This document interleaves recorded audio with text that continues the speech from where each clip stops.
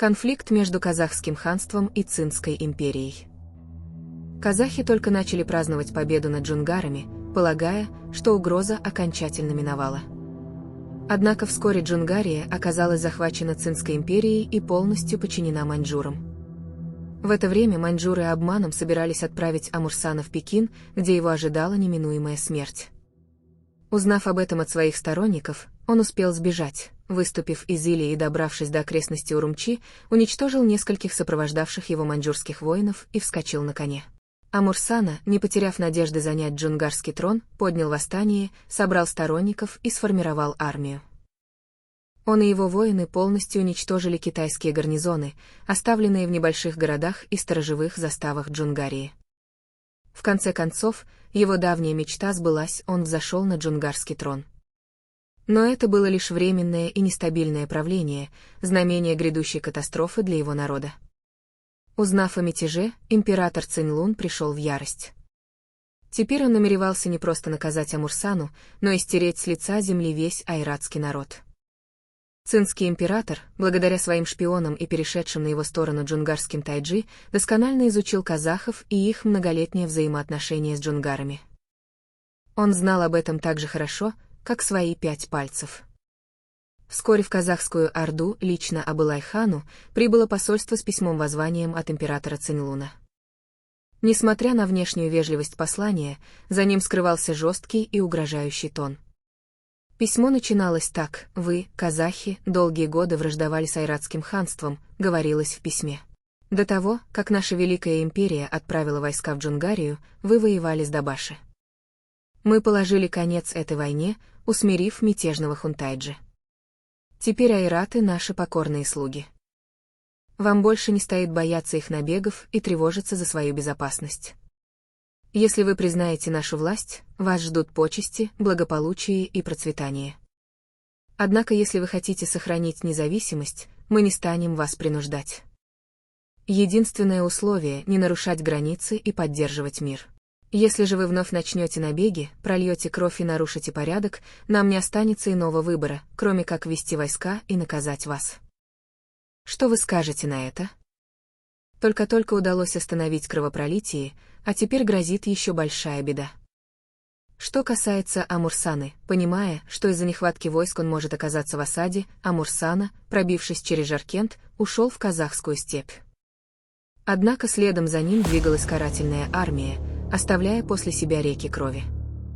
Цинские войска могли вторгнуться в казахские земли под предлогом поимки беглецов.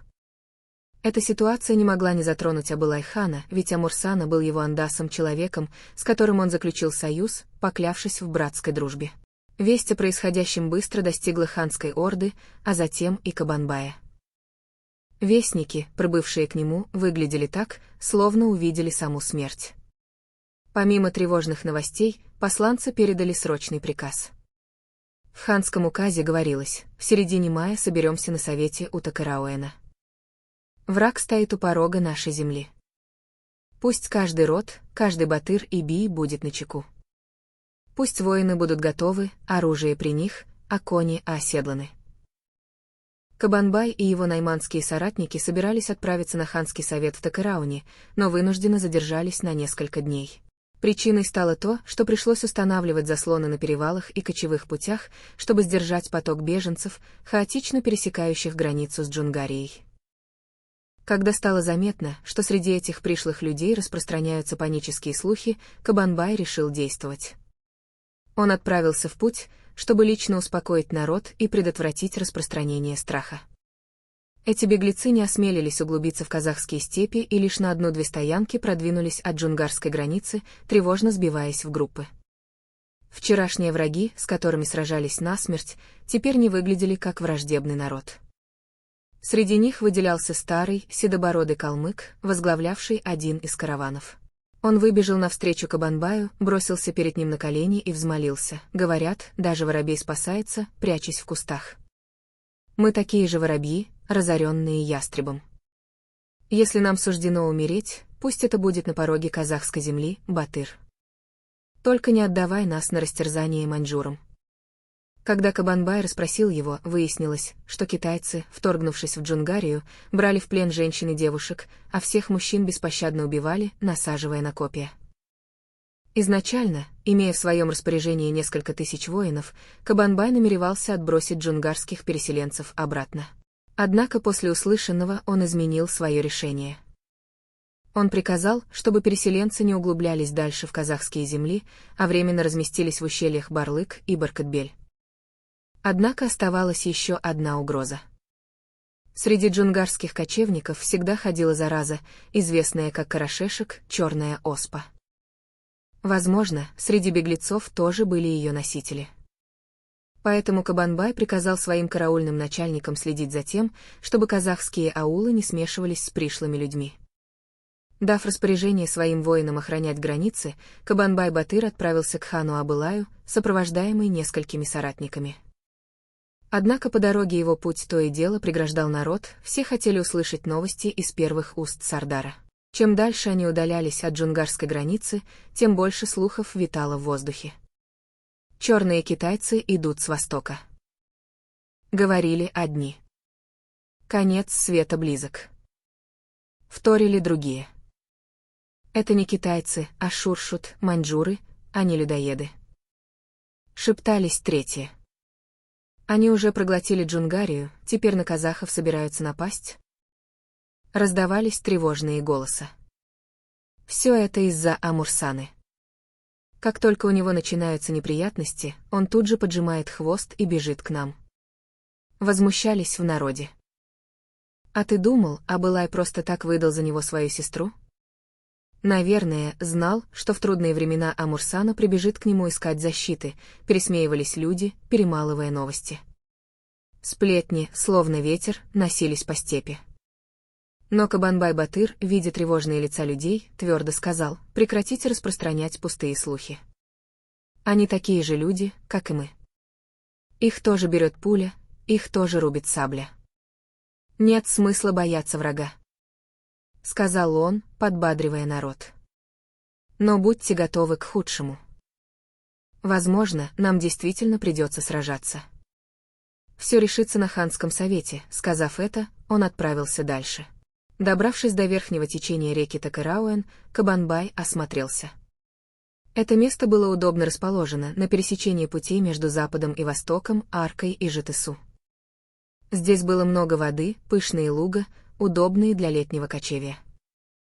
Именно поэтому Абылай выбрал это место для своей летней ставки, как только началась весна. Найманские воины, прибывшие издалека, разместились в отведенных им юртах. Вечером, собравшись у очага, они беседовали о происходящем. Как Жалбарак и Танаш, приехавшие с Иртыша, говорят, что китайских войск поблизости пока нет, сообщил один из них. Но по дороге они встречали толпы беглецов, таргаутов, дурбутов и уранхайцев, которые спасаются от разрушительных походов маньчжуров. Они жгут все на своем пути, вырезают целые аулы. Некоторые группы беженцев уже пересекли казахскую границу, а кое-кто даже ушел через Алтай в русские владения, добавил другой. На следующий день найманские батыры отправились к Абылай-хану, чтобы засвидетельствовать свое уважение. Когда они вошли в ханский шатер, внутри было совсем немного людей. В кругу Абылая сидели лишь Багинбай, Алжабай, Султан Абулфейс и великий Жирау-Бухар. Кабанбай шагнул вперед, рядом с ним были Би и Баранбай, Тобит и Куда-Уист и Куттыбай. Из батыров присутствовали как Жалбарак, Баймурат, Аразымбет и Еспембет. Увидев вошедших, Абылай, сидя на почетном месте, лишь слегка улыбнулся, переводя взгляд на Кабанбая. Ты, Дарабос, прибыл с самого дальнего восточного рубежа. Скажи, что видел, что знаешь. Спросил Абылай, внимательно глядя на Кабанбая. Кабанбай вздохнул и ответил: «Ахан, что могу сказать? То, что видели мои глаза, вы уже, должно быть, знаете наверняка. Прямого вторжения врага пока нет, но земли полны беглецов, просящих убежища». Он обвел присутствующих тяжелым взглядом и добавил: когда степь охвачена пламенем, даже волк и сайгак бегут вместе, забыв свою вражду. Лишь бы мы сами не оказались в их положении. Похоже, так оно и есть. Тихо вздохнул Абылай. Похоже, Аллах велела нам не выпускать из рук оружие и воевать всю жизнь. Затем Абылай вкратце изложил текущую ситуацию. Амурсана действительно пересек границу у Жаркента с 2000-м войском. Сейчас он укрепился в районе озера Балхаш. Сбежавшие калмыки тайно связались с ханом, ожидая решения Казахского совета. Но самое тревожное — китайский посол, который уже разбил желтый шатер недалеко от ханской ставки. Прибыл посол. Посол привез жесткий ультиматум: выдайте нам мятежника Амурсану вместе с его людьми. Иначе мы введем войска на казахскую землю. Выберите место, где желаете сражаться. С улыбкой на лице он не перестает повторять эти слова. В мое имя написано письмо от великого императора Цинлуна, продолжил Абылай. Завтра я зачитаю его перед всеми. Уже сейчас начинайте обдумывать свои решения. Сбор воинов всех жузов. Хотя костяк совета составляли батыры среднего жуза, к обсуждению вовремя присоединились представители старшего и младшего жуза. 2 месяца назад Абылай отправил гонцов к Нуралы-хану и султану Яралы из младшего жуза, а также к Толеби из старшего жуза. Вестники несли тревожную весть: с востока движется несметное китайское войско. Обсудим, как спасти народ. Нуралы-хан предпочел не вмешиваться, избрав нейтралитет. Зато султан Яралы привел с собой батыров и биев младшего жуза. И на том спасибо, перешептывались собравшиеся. Толеби не смог прибыть лично, но отправил на совет своих самых надежных батыров и биев. В свои 93 года он уже не мог сесть на коня. В свое время Толеби был не только великим оратором и судьей, но и человеком, обладавшим военной доблестью. Китайские послы уже добрались до Ташкента и успели встретиться с Толеби. Он внимательно выслушал их, записал свои выводы в письмо и передал его батыру Койгилде. «Передай это письмо Абылай-хану». На совет также прибыли батыры Наурызбай и Телеуки.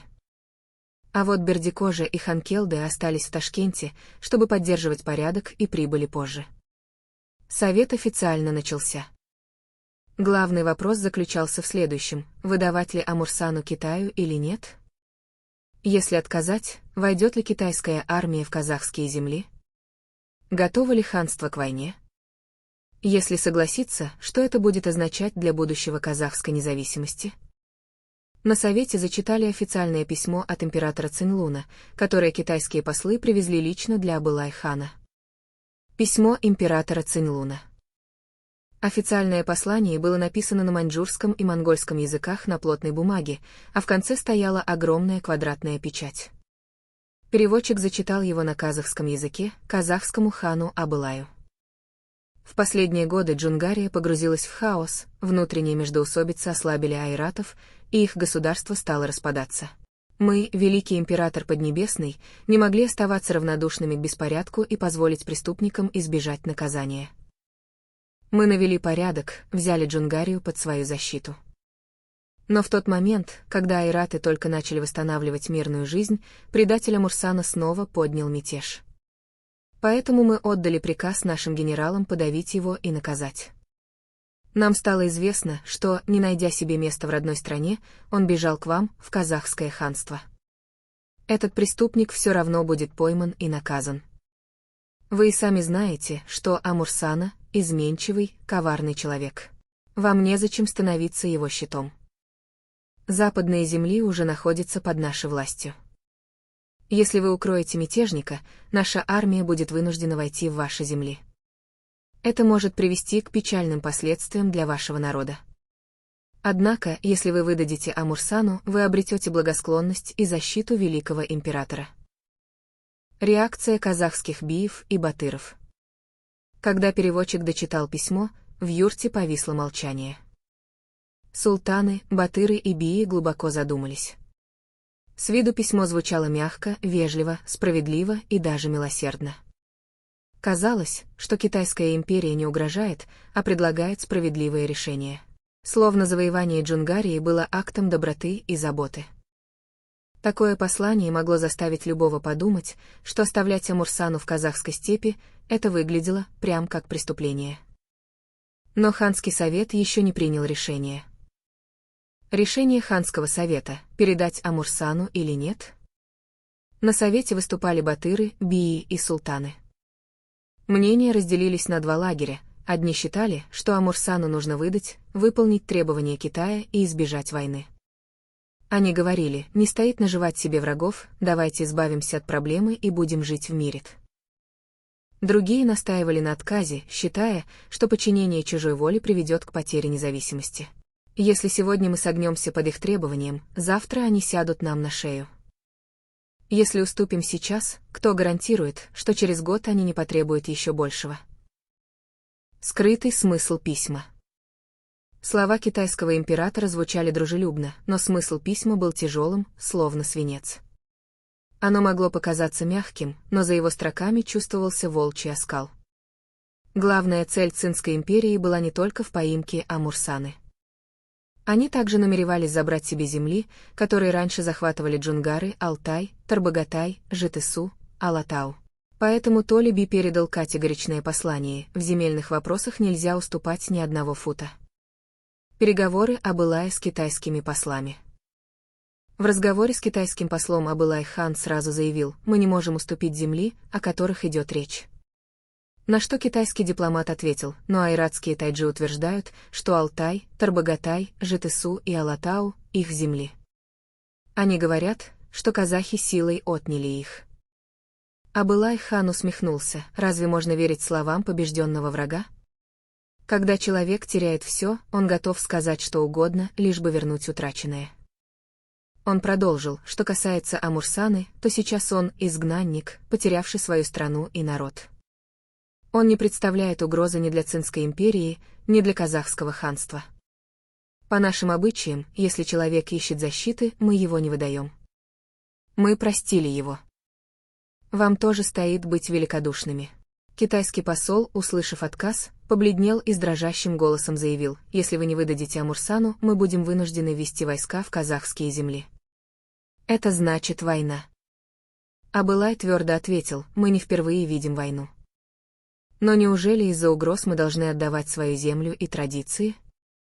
После этих слов посол поклонился, развернулся и молча покинул ставку. Было очевидно, Китайская империя уже приняла решение о вторжении. Они не просто хотели Амурсану, они искали повод, чтобы начать войну. Армия, готовая к походу, уже стояла на границе. Казахскому ханству предстояла тяжелая битва. Совет завершен, война неизбежна.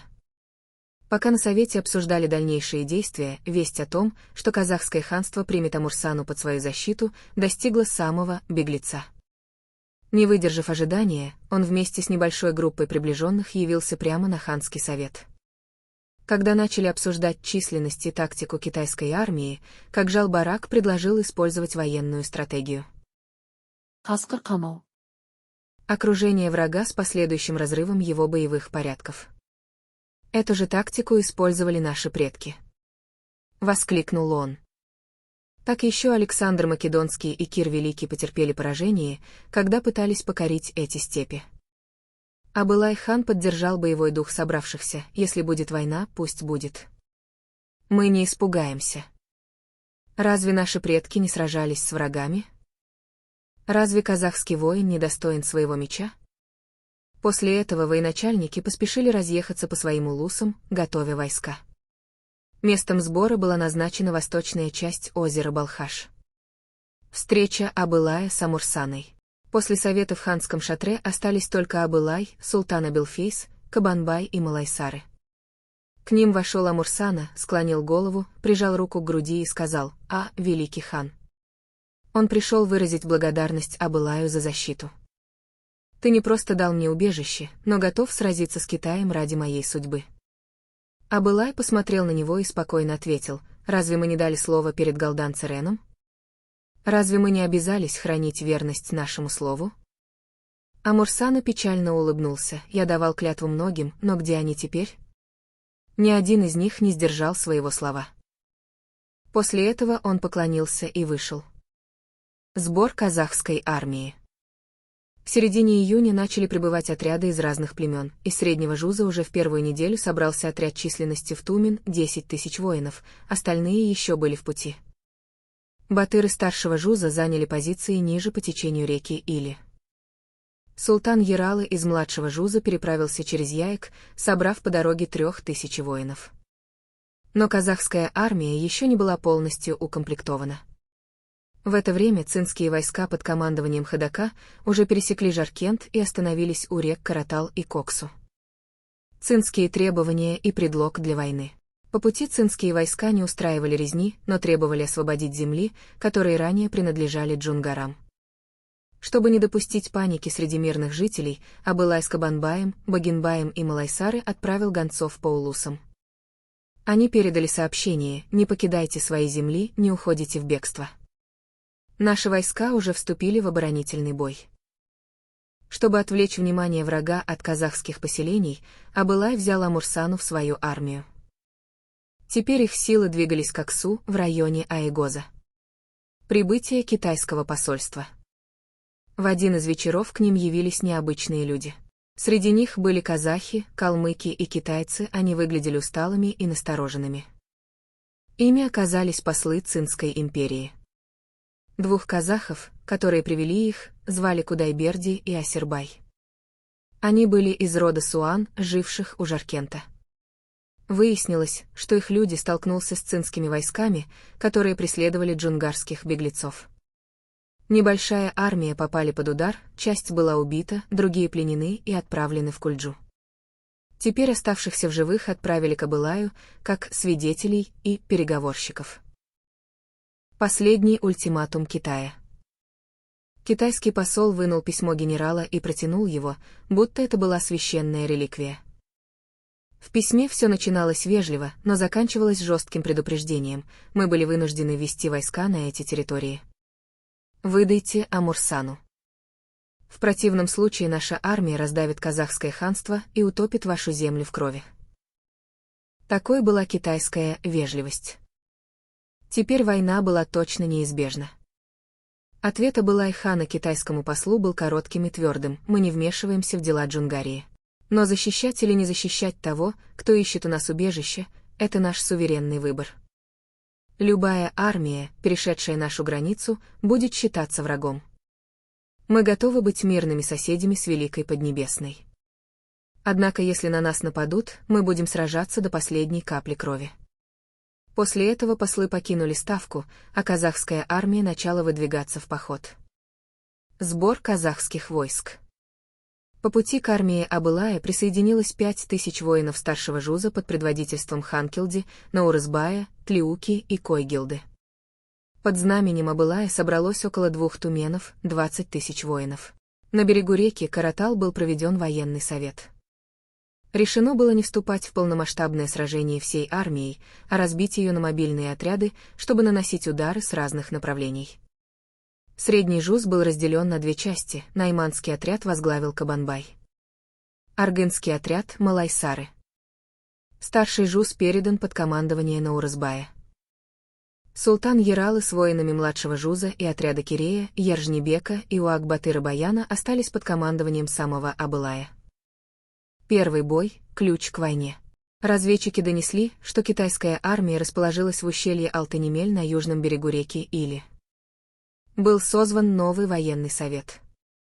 Абылай изъявил желание лично возглавить первый бой, но советники и батыры выступили против.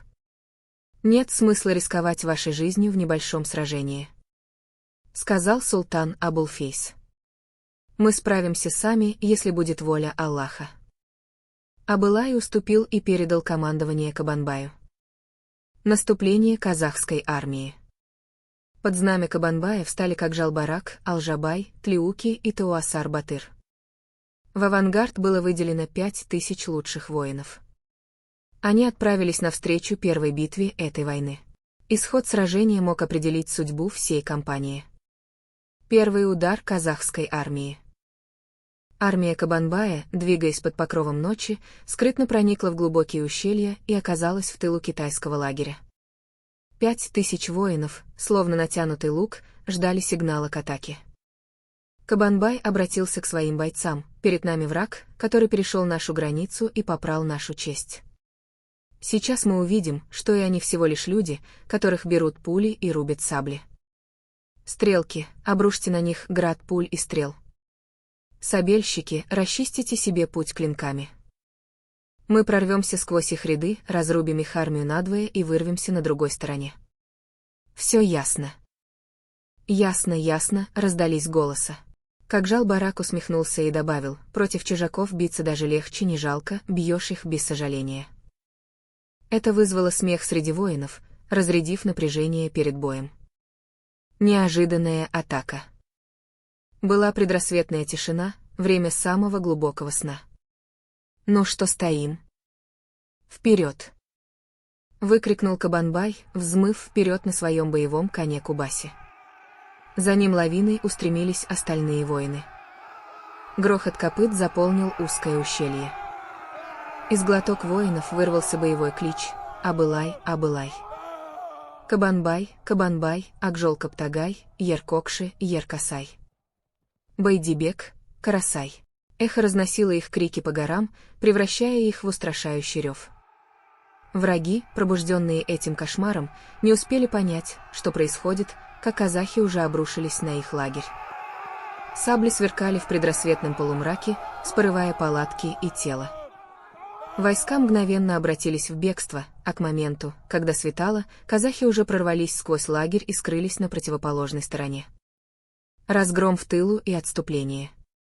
Китайцы полагали, что казахские войска находятся у Балхаша и не готовы к атаке. Они даже представить не могли, что казахи способны преодолеть месячный путь за 1 неделю, а недельный путь за 1 день. Обернувшись, казахи заметили, что погоня не ведется. По приблизительным оценкам, казахи вывели из строя не менее 2000 или 4000 китайских солдат. Вдруг сзади раздался мощный взрыв, загремело орудие китайской артиллерии. Огромное пушечное ядро разнесло целую часть склона, подняв в воздух столб пыли. Но было уже поздно, казахи ускакали далеко.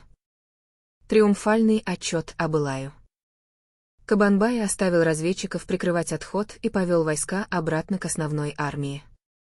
Когда он прибыл в лагерь Абылая, хан ждал известий с огромным нетерпением.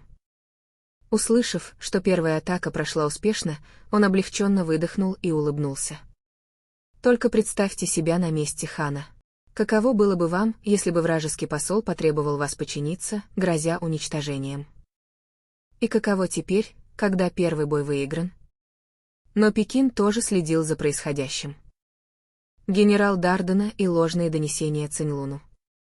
После поражения в битве у Алтанемеля генерал Дардана отправил рапорт императору Циньлуну. Содержание письма было таким: войска, выступившие из Или, продвигаются вглубь казахских земель. Мы одерживаем победы. Амурсану поймать не удалось, у казахов быстрые кони. Ваш верный слуга вскоре соединится с Ходака на севере, и мы окончательно раздавим мятежников. Все идет отлично. Но почему Дардана так отчитался? Потому что нельзя было признавать поражение, и такое у них в истории не должно храниться в архиве. Все документы, хранящиеся в императорском архиве, должны были демонстрировать только силу и могущество Цинской империи. Циньлун быстро понял, что реальность отличается от доклада. За провал в поимке Амурсана генерал Дардана был подвергнут строгому выговору. Оскорбленный и разгневанный, Дардана немедленно поднял войска и бросился преследовать казахскую армию. Тем временем к югу от Алаколя двигались войска Ходака. Теперь обе цинские армии собирались соединиться. Решение Абылая нанести упреждающий удар. Когда Абылай узнал, что Дардана и Ходака хотят объединиться, он понял: если мы позволим им соединить силы, нам будет вдвое труднее сражаться. Поэтому он предложил ударить по Дардане до того, соединяться. Этот план поддержали все военачальники и сам Амурсана. Особенно горячо согласился Малайсары-Батыр. Командование было передано Малайсары. Ему в помощь были даны 1000 воинов Аргынского жуза и отряд Амурсаны. Воины отправились в ночной поход. Битва у горы Ешки-Алмес. Отряд Малайсары внезапно атаковал лагерь Дарданы у подножия горы Ешки-Алмес. 1000 цинских солдат были перебиты во сне. Казахская армия одержала важную победу. Но цена этого успеха оказалась слишком высокой. В бою пал сам Малайсары-Батыр.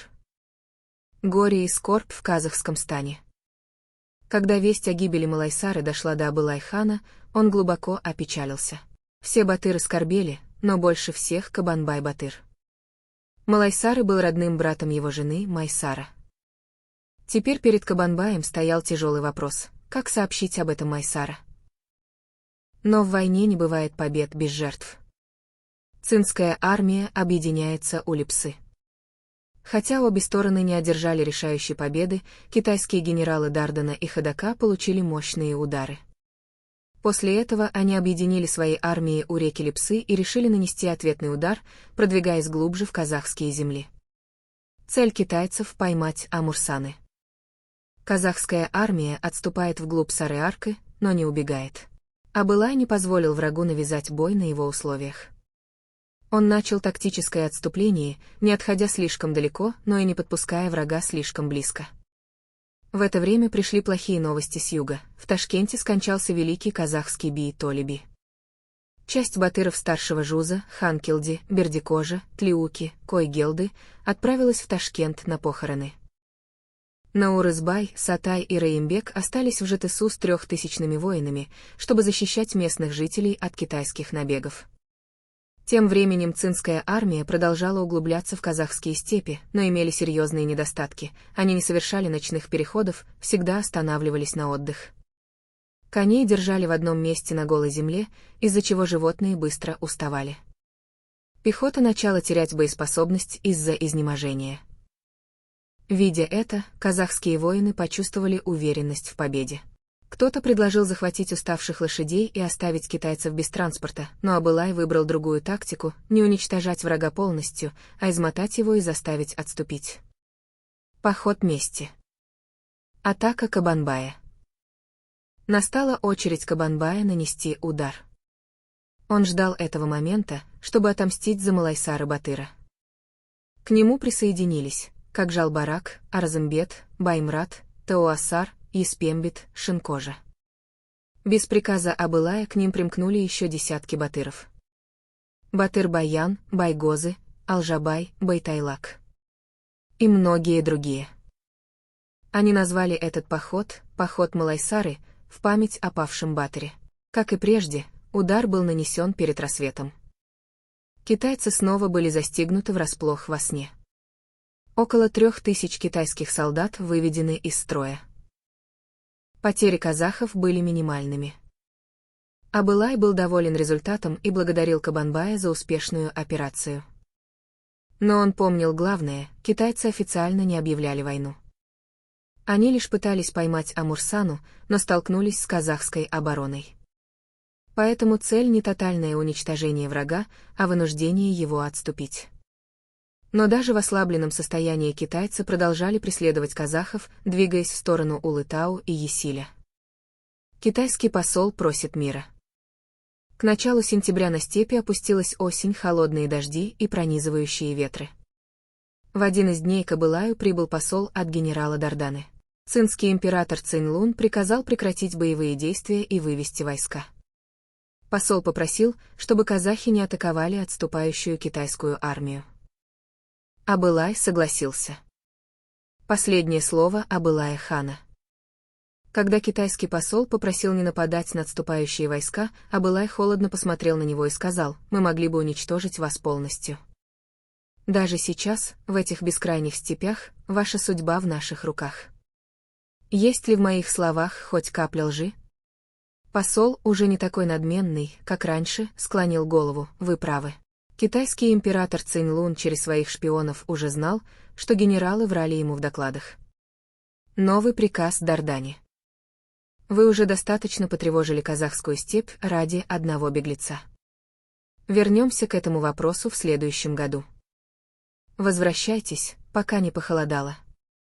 У них письмо так пишется для будущих поколений.